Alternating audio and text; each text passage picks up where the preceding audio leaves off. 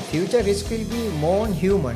Right now, our conversations are built around resilience. So the users own the bank and they are also the customers.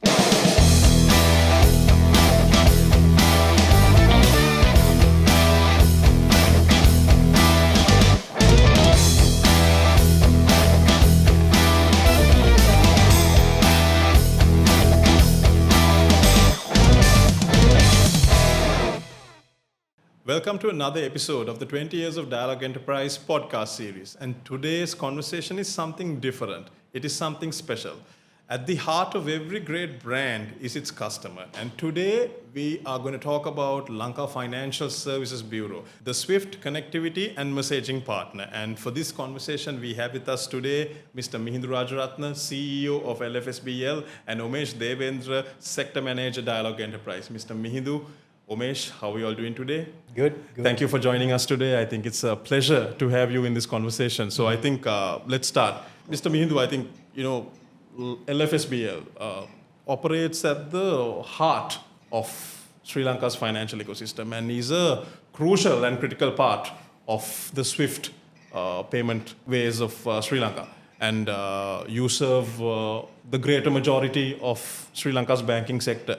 And can you help us understand the role you play and why secure financial connectivity is so critical today? First of all, thanks Dialog for inviting me to this occasion. See, LFSBL was formed in 2009 purely because of the discussions that we had with the central bank, because the community wanted the bureau to bring down the transactional cost, because we were upgraded in 2007 from underdeveloped country to developing country. So our per capita income came up and SWIFT withdrew the subsidized rates for the Southeast Asia. So then we had to look out for cost. At that time, central bank and the banking community discussed how do we bring down the transactional cost, having the critical connection.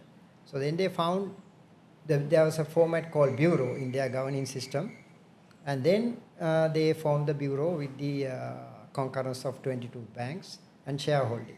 So basically what we do is that we have a shared infrastructure which all the banks connected to one infrastructure, and that infrastructure connected to the SWIFT.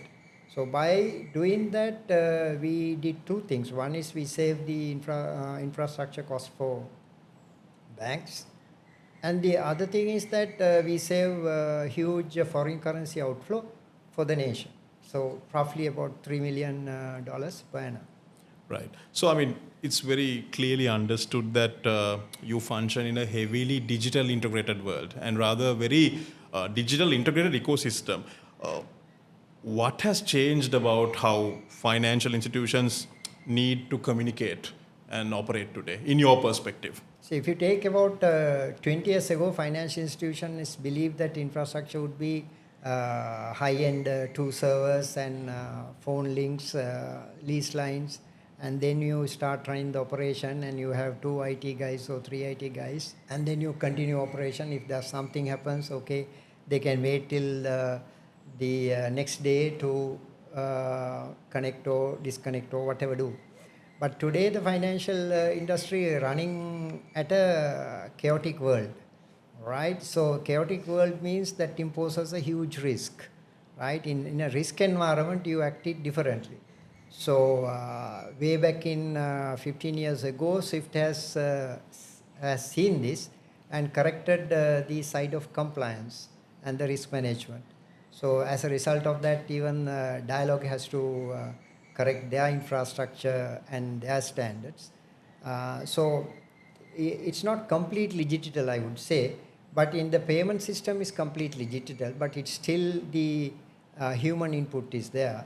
But it is more secure, more sustainable and more resilient infrastructure, increasingly focus on the protection of the customer's information from any threats.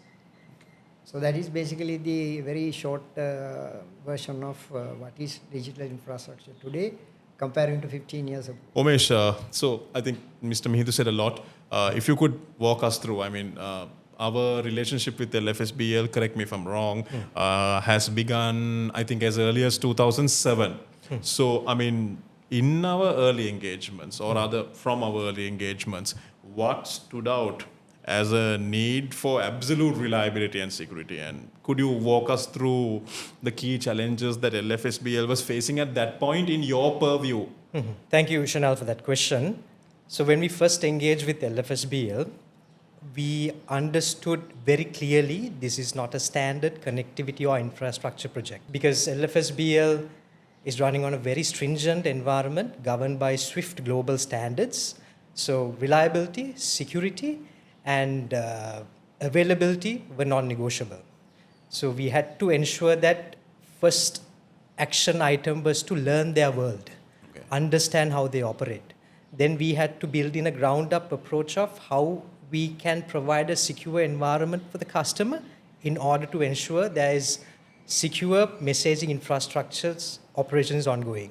Because if there was an operational impact, it's not just their operation, but rather the entire financial ecosystem will be at risk because it complements the national payment system.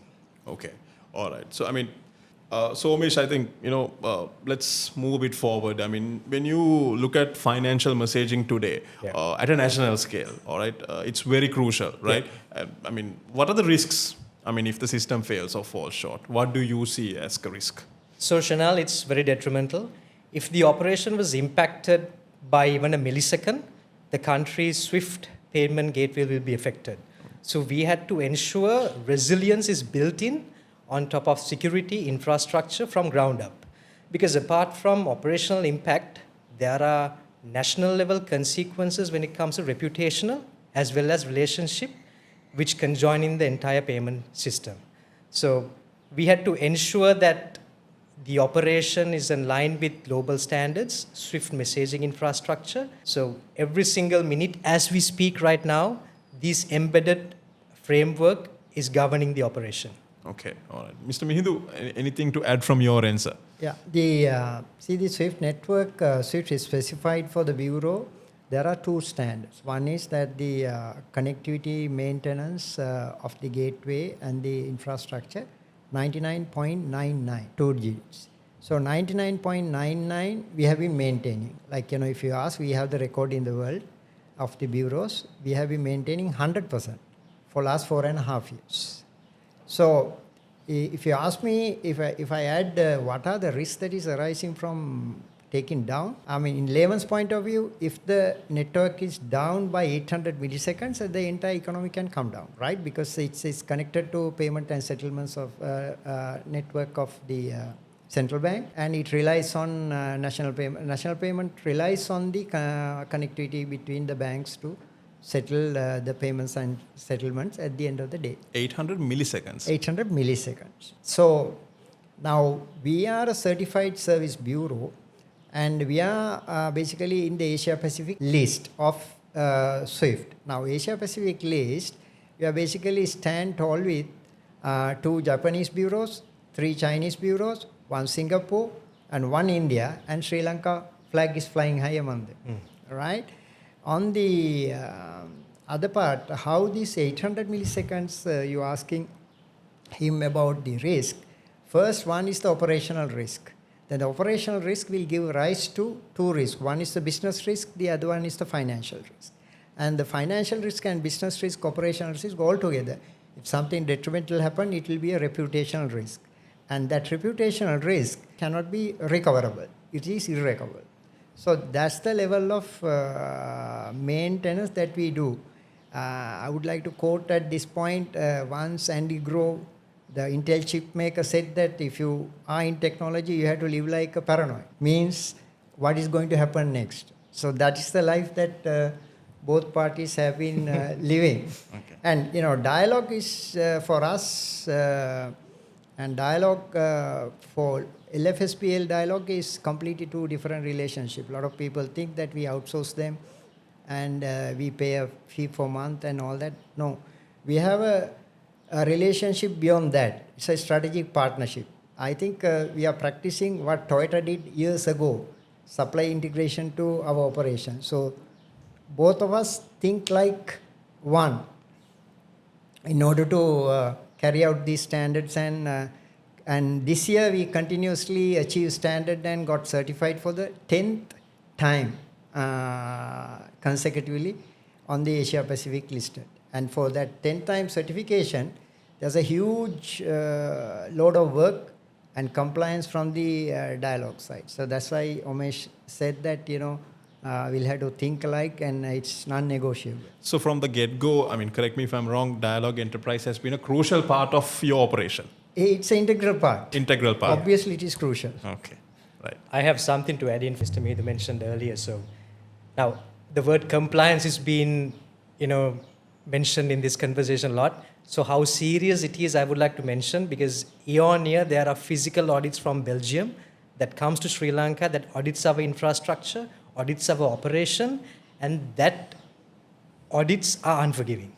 So we have to ensure that we maintain European standards in the country in order to complement the operation of LFSBL that correlates the national payment system. So Umesh, I think you would agree that before designing any form of solution and sort of implementing it on ground to our client, understanding what the client actually wants is very important, correct, in our nature of business. And that being said, when we first engaged with LFSBL, what was one thing that was very critical for us as Dialog Enterprise to understand as a connectivity partner for them, in your purview? So Shenalv with LFSBL operation was never just a standard infrastructure or connectivity project. We had to use an outside-in approach. We had to learn the framework which the operation is governing. We had to learn and understand the security framework which is outside of our current business as usual models which we provide for the enterprises. Because end of the day, one small mistake could have repercussions on the entire payment system. So it's never a standard connectivity or infrastructure project deployment with LFSBL. It's a more of an integrated solution that we had to ensure all governing architecture, the resilience and SWIFT protocols are maintained as we speak. So that's how serious the operation was. So that was a massive learning curve in terms of, from our point of view as well, which helped us to understand global standards, and that also helped us to bring down global standards to our country, and that also helped us to correlate the same standards to our other customers in the country. Right. So I think, Mr. Mihindu, Omesh, just linking to what Omesh just said there, I think from your perspective, if I ask you very simply, as a connectivity partner, you chose us, all right? And that's also a big decision. What stood out to you from the get-go about Dialog Enterprise, and what made you confident about Dialog Enterprise? See, we went through a stringent criteria like physical visits and going through this one. And, to be very honest, we selected Dialog because that's the available infrastructure. So we had the confidence that we can work with them and improve their infrastructure to suit our needs. One thing is Dialog has been listening very actively, so that has been very helpful. And also Dialog realizes the strategic importance of this particular relationship in the sector, particularly financial and fintech sector, for their business. And more importantly, Dialog also has some exposure regionally and globally. So we thought that would help in the long run. Now, if you look back, fast forwarding from the early 2007 to where our relationship is today, I think it is correct if I say that we cater, from Dialog Enterprise side, we cater to you on most of your high stake and rather high sensitive requirements, right? Which are very one-off and which are very unique and where the risk level and exposure is very high. Do you have anything to add about that? Taking very simply, I put it always at meetings at the high levels, even that Dialog. We were married for last 20 years. I don't think modern day marriages last that long. So I think we are very happily married. Put it in that sense. I think taking care of each other and looking after each other. So I think we can go for another 20 years. As the solutions were implemented, Mr. Mihindu, how did it enhance your ability to operate especially in terms of security and resilience and reliability? How did that sort of evolve also over time? See, if you look at the SWIFT criteria, there's something called SIP program. The SIP program has about 54 controls, Okay. specific into various areas. As security is one of them, resilience is one of them, change management is one of them, and secure zone and data flow is one of them. Link security is one of them. So there are detailed part. So whatever we have to achieve, because entire infrastructure is with Dialog, they also have to be compliant. And the time to time these introductions comes from SWIFT in line with the future threats and risks that they envisage in the global financial market. So one such incident that is 2017, they changed the system. So accordingly, Dialog has to upgrade. So what we do is we discuss together and how best we can go on and all that. That is 7.0 to 7.4. That's a huge upgrade in terms of operating systems, hardware, network, firewall security, everything.